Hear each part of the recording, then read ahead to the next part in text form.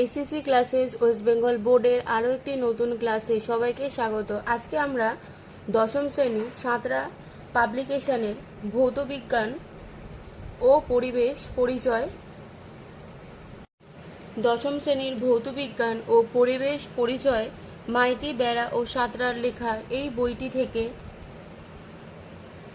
Chapter 8.5 ধাতুবিদ্যার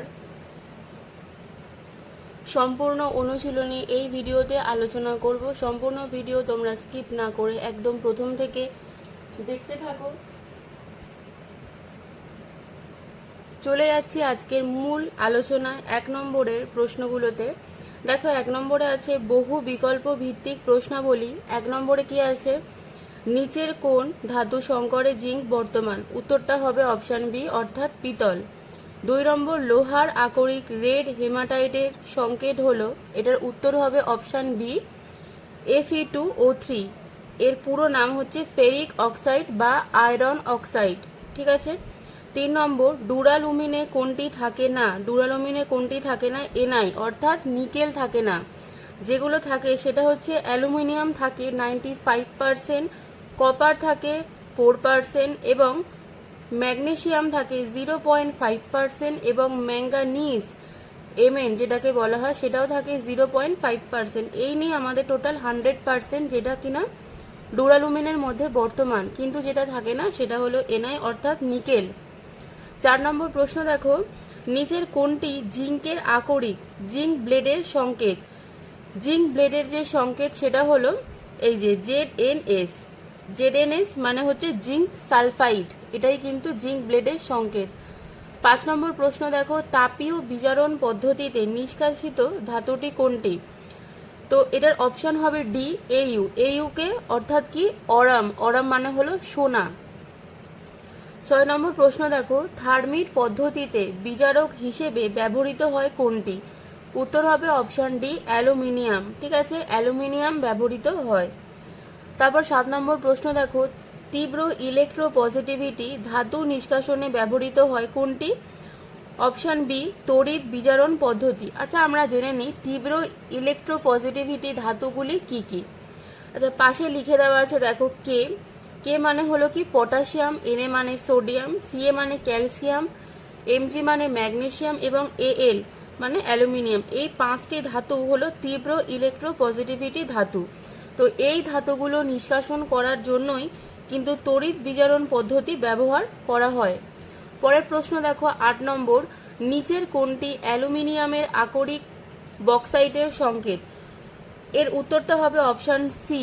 ঠিক আছে, Al2O3.2H2O। তারপরের প্রশ্ন দেখো, 9 নম্বর, ক্যালামাইন নিচের কোন ধাতুর আকরিক? ঠিক আছে, ক্যালামাইনের যে সংকেত সেটা কি ZnCO3। ঠিক আছে, জিঙ্ক কার্বনেট, এটাকেই কিন্তু ক্যালামাইন বলা হয় এবং এই ধাতুর আকরিক হলো Zn মানে জিঙ্ক বা দস্তা। পরের প্রশ্নগুলো দেখো, অতি সংক্ষিপ্ত উত্তর ভিত্তিক প্রশ্নাবলী। ঠিক আছে, এর প্রথমেই করছি আমরা শূন্যস্থান পূরণ করো। প্রথম প্রশ্ন, থার্মিট পদ্ধতিতে ব্যবহৃত Fe2O3 অর্থাৎ কি বলেছিলাম, ফেরিক অক্সাইড বা আয়রন অক্সাইড ও Al এর ওজনগত অনুপাত কত? Al মানে কি অ্যালুমিনিয়াম, এর ওজনগত অনুপাত হলো 3:1। 2 নম্বর প্রশ্ন, কি মরিচা পড়া হলো একটি কি বিক্রিয়া বা প্রক্রিয়া? এটা হলো একটা তড়িৎ রাসায়নিক প্রক্রিয়া। তারপর কি করতে হবে, নিচের বিবৃতিগুলো সত্য না মিথ্যা লেখো। প্রথম প্রশ্ন আছে দেখো, সোডিয়াম ক্যালসিয়াম ধাতুকে কার্বন বিজারণ পদ্ধতিতে নিষ্কাশন করা যায় না। এটা কিন্তু সত্য, তাই আমি এখানে টিক দিয়েছি। 2 নম্বর দেখো, ইলেকট্রন হলো ম্যাগনেসিয়াম ও জিঙ্কের ধাতু সংকর। এটাও কিন্তু সত্য। ঠিক আছে, এবারে ম্যাগনেসিয়াম কত পার্সেন্ট থাকে? ম্যাগনেসিয়াম থাকে কিন্তু 95% এবং জিঙ্ক থাকে কত পার্সেন্ট? জিঙ্ক থাকে কিন্তু 5%। ঠিক আছে, পরবর্তী প্রশ্নগুলো দেখো, এক কথায় উত্তর দাও। 1 নম্বর, থার্মিট পদ্ধতিতে কোন ধাতু নিষ্কাশিত করা হয়? দেখো, প্রথম প্রশ্নের উত্তরটা হচ্ছে লোহা, ক্রোমিয়াম এবং ম্যাঙ্গানিজ। লোহার যে সংকেত সেটা হলো Fe, ক্রোমিয়ামের সংকেত হলো Cr এবং ম্যাঙ্গানিজের সংকেত হলো Mn। ঠিক আছে। পরের প্রশ্ন দেখো 2 নম্বর, গাঢ় কপার সালফেট দ্রবণে লোহার দণ্ড ডোবালে কোন ধাতু অধক্ষিপ্ত হয়? 2 নম্বরের উত্তরটা হবে কপার। কপারে দণ্ড ডোবালে এটি অধক্ষিপ্ত হয়। 3 নম্বর প্রশ্ন, তড়িৎ বিশ্লেষণ পদ্ধতিতে নিষ্কাশিত হয় এমন একটি ধাতুর নাম লেখো। উত্তরটা হবে অ্যালুমিনিয়াম বা এল। 4 নম্বর, জলের মধ্যে কোন আয়নের উপস্থিতি মরচে ধরাকে ত্বরান্বিত করে? এই উত্তরটা দেখো আমি খাতা থেকে দেখাচ্ছি। 4 নম্বর দেখো, ক্লোরাইড Cl- ও সালফেট SO4 2- এই আয়নগুলি মরচে ধরাকে ত্বরান্বিত করে। এই প্রশ্নটা খুবই গুরুত্বপূর্ণ একটি প্রশ্ন। তারপরের প্রশ্ন দেখো 5 নম্বর, তামার উপর সবুজ বর্ণের যে আস্তরণ পড়ে সেটি কি? এর উত্তরটা আমি দেখিয়ে দিচ্ছি। দেখো লিখবে বেসিক কপার কার্বনেট, যার সংকেত আমি লিখে দিয়েছি CuCO3, CuOH2 দিয়ে থার্ড ব্র্যাকেট ক্লোজ করবে। এইটা না দিলে কিন্তু পরীক্ষায় কোনো নম্বর পাবে না। তারপরের প্রশ্ন দেখো, বাম স্তম্ভের সঙ্গে ডান স্তম্ভের সামঞ্জস্য বিধান করো। প্রথমে কি রয়েছে? কার্বন বিজারণ পদ্ধতিতে প্রস্তুত হয়। এটি কি? উত্তরটা লিখবে জিঙ্ক। ঠিক আছে, দেখো জেডেনের পাশে আমি অপশান এ লিখে দিয়েছি, মানে জিঙ্ক হবে উত্তর। পরবর্তী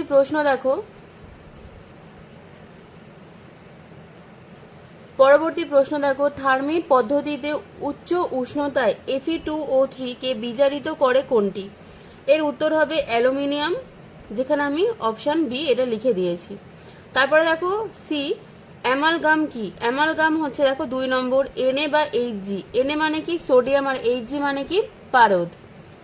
তারপর ডি, কার সাথে উপস্থিত থাকে কোনটি? কার সাথে উপস্থিত থাকে দেখো টিন, এখানে আমি অপশান ডি লিখে দিয়েছি। এরপর দেখো 3 নম্বরে রয়েছে সংক্ষিপ্ত উত্তরভিত্তিক প্রশ্নাবলী। 1 নম্বরের প্রশ্নটা কি? উপাদান উল্লেখ করে তামার একটি সংকর ধাতুর নাম ও ব্যবহার উল্লেখ করো, যেটি রয়েছে তোমাদের পেজ নাম্বার 128-এ। উত্তরটা দেখে নাও। দেখো পেজ নাম্বার 128-এর নিচের দিকে এটা দেখো বক্স করা রয়েছে। এই যে বক্সটা রয়েছে দেখো তামা, এই তামার একটি সংকর ধাতু লিখবে, আর এখান থেকে তার ব্যবহারটা লিখবে। তোমরা যে কোনো লিখতে পারো, কাঁসা বা বেল মেটাল বা পিতল বা ব্রাশ বা ব্রোঞ্জ, এই তিনটের মধ্যে যে কোনো একটা লিখতে পারো। এবং লেখার পরে এইখানে যে তোমাদের ব্যবহারটা লেখা আছে সেই ব্যবহারটা তোমাদের উল্লেখ করতে হবে। পেজ নাম্বার 128-এর মধ্যে রয়েছে উত্তরটা। 2 নম্বরে প্রশ্ন কি বলেছে? অ্যামালগাম কাকে বলে? উদাহরণ দাও। এই প্রশ্নটাও রয়েছে 128 নম্বর পেজের মধ্যে এর উত্তর। তো উত্তরটা দেখে নাও। 128 নম্বর পেজে দেখো এখানে লেখা আছে অ্যামালগাম কাকে বলে। তো এইখান থেকে ধাতু সংকরের এইখান থেকে তোমরা এই অবধি উত্তরটা লিখবে। ঠিক আছে, উদাহরণ দিতে বলেছে, এবং যদি তোমাদের ব্যবহার চায় তাহলে এখান থেকে তোমরা ব্যবহারটাও লিখে দিতে পারো। তো পেজ নাম্বার 128-এর মধ্যে রয়েছে উত্তর। 3 নম্বর, অ্যালুমিনিয়ামের একটি সংকর ধাতুর নাম ও ব্যবহার লেখো। আচ্ছা, অ্যালুমিনিয়ামের যে সংকর ধাতু এটাও কিন্তু রয়েছে পেজ নাম্বার 128। আমি তোমাদের পেজ নাম্বারগুলো এখানে লিখে দিয়েছি। উত্তরটা দেখিয়ে দিই, দেখে নাও। পেজ নম্বর 128-এর মধ্যে দেখো একদম নিচের দিকে চলে আসো। দেখো অ্যালুমিনিয়ামের সংকর ধাতু এখানে উল্লেখ করা রয়েছে। সংকর ধাতুগুলো দেখো এখানে লেখা আছে ডুরালুমিন আর ম্যাগনেলিয়াম। ঠিক আছে, এই দুটো সংকর ধাতু, তার মধ্যে তোমরা যে কোনো একটা লিখবে এবং তার ব্যবহার এখানে দেওয়া রয়েছে, এখান থেকে ব্যবহার লিখে দেবে। 4 নম্বরে প্রশ্ন দেখো, জিঙ্ক ব্লেডকে জিঙ্কের খনিজ আকরিক 2 বলা হয় কেন? এই প্রশ্নের উত্তরটা কিন্তু তোমাদের বইতে ভালোভাবে দেওয়া নেই, আমি তোমাদের লিখে দেখিয়ে দিচ্ছি। দেখো 4 নম্বরের প্রশ্নের উত্তরটা কি লিখবে? প্রকৃতিতে কোনো মৌল যৌগ আকারে অবস্থান করলে ওই যৌগকে মৌলটির খনিজ বলে। জিঙ্ক ব্লেড অর্থাৎ ZNS বা জিঙ্ক সালফাইড যৌগরূপে জিঙ্ককে প্রকৃতিতে পাওয়া যায়, সুতরাং জিঙ্ক ব্লেড জিঙ্কের খনিজ। আবার যেসব খনিজ পদার্থ থেকে প্রয়োজনীয় ধাতুকে অল্প খরচে ও সহজ উপায়ে নিষ্কাশন করা যায় তাকে ওই ধাতুর আকরিক বলে। জিঙ্ক ব্লেড থেকে জিঙ্ককে অল্প খরচে ও সহজ উপায়ে নিষ্কাশন করা যায়, সুতরাং জিঙ্ক ব্লেড জিঙ্কের আকরিক। এই জন্যই জিঙ্ক ব্লেডকে জিঙ্কের খনিজ ও আকরিক দুই বলা যায়। ঠিক আছে, দুই বলা যায়। তো এইটুখানি তোমরা উত্তরটা লিখবে। পরের প্রশ্ন দেখো 5 নম্বর, সব আকরিকই খনিজ কিন্তু সব খনিজ আকরিক নয় কেন? পেজ নম্বর 129-এর মধ্যে রয়েছে এর উত্তরটা। পেজ নম্বর 129 দেখো, একদম নিচের দিকে একটা ইয়েলো কালারের বক্স করা আছে। এখানে দেখো ইয়েলো কালারের বক্স করা আছে, সেখানে এই বক্সটার মধ্যেই তোমাদের উত্তরটা রয়েছে। এই পুরো বক্সটাই তোমাদের লিখতে হবে, অর্থাৎ এইখান থেকে এত দূর। পরের প্রশ্ন দেখো 6 নম্বর, থার্মেট পদ্ধতিতে ফেরিক অক্সাইড কেন ধাতব আয়রন উৎপন্নের বিক্রিয়াটির সমিত রাসায়নিক সমীকরণ লেখো এবং এর প্রয়োগ লেখো। পেজ নম্বর 131-এর মধ্যে রয়েছে এর উত্তরটা। পেজ নম্বর 131-এর একদম নিচের দিকে আসো, দেখো এখানে লেখা আছে উত্তর। ব্র্যাকেট করা থেকে লিখবে 2000 ডিগ্রি সেন্টিগ্রেড উষ্ণতায় এখান থেকে এত দূর, কারণ এর ব্যবহারও লিখতে বলেছে সমীকরণ সহ। এটা সমীকরণ, তারপরে ব্যবহারটা এই অবধি। ঠিক আছে। 8এরটা, জারণ ও বিজারণের ইলেকট্রনীয় সংজ্ঞা দাও। পেজ নম্বর 129-130-এর মধ্যে রয়েছে এর উত্তরটা। 129 পেজের একদম নিচের দিকে দেখো জারণ কাকে বলে, এখান থেকে এই অবধি লিখবে। তারপর 130 পেজের আসবে, দেখো উদাহরণ এখানে দেওয়া রয়েছে। তারপরে দেখো বিজারণ কাকে বলে, এখান থেকে এই অবধি লিখবে এবং উদাহরণটা লিখবে। 9 নম্বর প্রশ্ন দেখো, থার্মেট পদ্ধতি কাকে বলে, এর উত্তর দেওয়া রয়েছে 131 নম্বর পেজে। 131 নম্বর পেজে দেখো এখান থেকে লিখবে কয়েকটি থেকে এই যে থার্মেট পদ্ধতি অবধি। পেজ নাম্বারটা দেখে নাও, 131। তার পরের প্রশ্ন 10 নম্বর, অ্যালুমিনিয়াম পাতে মোড়া আচার বা চাটনি খাওয়া উচিত নয় কেন? এর উত্তর দেওয়া রয়েছে পেজ নম্বর 133 থেকে 134-এর মধ্যে। 133 নম্বর পেজের একটু নিচের দিকে আসবে, দেখো এখানে দেওয়া রয়েছে এই যে অ্যালুমিনিয়াম, এই যে ব্র্যাকেট করে দেওয়া রয়েছে এখান থেকে। এরপরে চলে আসবে পরবর্তী পেজে। পরবর্তী পেজে আসার পরে দেখো এখানে ব্র্যাকেট অবধি করা রয়েছে, এই অবধিও লিখতে পারো বা তোমরা ব্র্যাকেটটা বাড়িয়ে এই অবধি সংকেত দিয়েও লিখতে পারো। তারপরে দেখো রয়েছে 11 নম্বর প্রশ্ন, MsO4 যেখানে M একটি ধাতু, এর জলীয় দ্রবণকে তড়িৎ বিশ্লেষণ করলে ক্যাথোডে কি বিক্রিয়া ঘটে লেখো এবং বিক্রিয়াটি জারণ না বিজারণ বিক্রিয়া যুক্তিসহ লেখো। এর উত্তরটা দেখো আমি তোমাদের দেখিয়ে দিচ্ছি লিখে। 11টা দেখো, ক্যাথোডে M2+ আয়ন গিয়ে ইলেকট্রন গ্রহণ করে তড়িৎ ক্রমশ ধাতু হিসেবে মুক্ত হয়। M2+ + 2E- থেকে হলো M ধাতু, যেটা হলো একটি বিজারণ বিক্রিয়া। জারণ বিজারণের ইলেকট্রনীয় মতবাদ অনুযায়ী কোনো পরমাণু বা আয়ন এক বা একাধিক ইলেকট্রন গ্রহণ করলে তার বিজারণ ঘটে। এক্ষেত্রে M2+ আয়ন দুটি ইলেকট্রন গ্রহণ করে M পরমাণুতে বিজারিত হয়, সুতরাং বিক্রিয়াটি একটি জারণ বিক্রিয়া। ঠিক আছে, এইটা হলো তোমাদের উত্তর। এখানে 7 নম্বর প্রশ্নটা তোমাদের বাদ চলে গিয়েছিল, দেখো সংকেত সহ দস্তার একটি প্রধান আকরিকের নাম লেখো। আচ্ছা, এইটা লিখবে তোমরা জিঙ্ক ব্লেড বা ZNS। ঠিক আছে, দেখো আমি দেখিয়ে দিচ্ছি। এই যে ZNS জিঙ্ক সালফাইড বলা হয়, আর এটাকে জিঙ্ক ব্লেডও বলা হয়। তো প্রধান আকরিকের নাম লিখবে তোমরা জিঙ্ক ব্লেড। 12 নম্বর প্রশ্ন, ক্যাথোডীয় সংরক্ষণ বলতে কি বোঝো, যার পেজ নম্বর রয়েছে 133-এ। 133 নম্বর পেজের একদম নিচের দিকে একটু আসো, দেখো এখানে একটা বক্স করা রয়েছে, দেখো ক্যাথোডীয় সংরক্ষণ। তোমরা এইখান থেকে এই পদ্ধতি এখান থেকে শুরু করে এত দূর, ঠিক আছে, এত দূর লিখবে। 13 নম্বর, খনিজ মল বলতে কি বোঝো, উত্তর রয়েছে দেখো পেজ নম্বর 128-এ। পেজ নম্বর 128-এর একদম নিচের দিকে আসবে, এরপরেই দেখো দেওয়া রয়েছে খনিজ মল আকরিকের, এখান থেকে এই অবধি লিখবে। এরপর যদি তোমাদের উদাহরণ জানতে চাই তাহলে তোমরা লিখতে পারো, যেমন কপার পাইরাইটিস আকরিকের, এটা হলো কপার পাইরাইটসের সংকেত। তো যার মধ্যে বালি, আয়রন সালফাইড, মাটি, সালফার, আর্সেনিক থাকে মল রূপে, মানে কপার পাইরাইটসের মধ্যে এইগুলো মল রূপে থাকে। এটা তোমরা উদাহরণ হিসেবে লিখতে পারো। পরের প্রশ্ন দেখো, সমুদ্রগামী লোহার তৈরি জাহাজে তাড়াতাড়ি মরচে পড়ে কেন? এর উত্তরটা আমি তোমাদের বই থেকে দেখিয়ে দিচ্ছি। 133 নম্বর পেজে রয়েছে উত্তর। প্রথমে তোমরা আসবে দেখো 132 নম্বর পেজে, ঠিক আছে। এখান থেকে লিখবে দেখো জলের হাইড্রক্সিল, এই যে এখান থেকে শুরু করবে। তারপরে আসবে 133 নম্বর পেজে, সেখানে এই অবধি লিখবে, ঠিক আছে। এই প্রশ্নটা তোমাদের যে দেখালাম 14 নম্বর, 2 নম্বরের জন্য এর উত্তরটা যথেষ্ট হলেও 3 নম্বর বা 4 নম্বরের জন্য এর উত্তর যথেষ্ট না, তাই আমি তোমাদের এই প্রশ্নটা লিখে বড় করে দেখিয়ে দেব।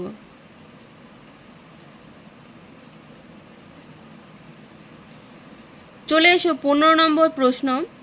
CuSO4 এর জলীয় দ্রবণে জিঙ্কের একটি টুকরো যোগ করলে কি হয়? ইলেকট্রনীয় তত্ত্বের সাহায্যে দেখাও যে এটি একটি জারণ বিজারণ বিক্রিয়া। এই প্রশ্নের উত্তরটা দেখে না, আমি তোমাদের লিখে দেখিয়ে দিচ্ছি।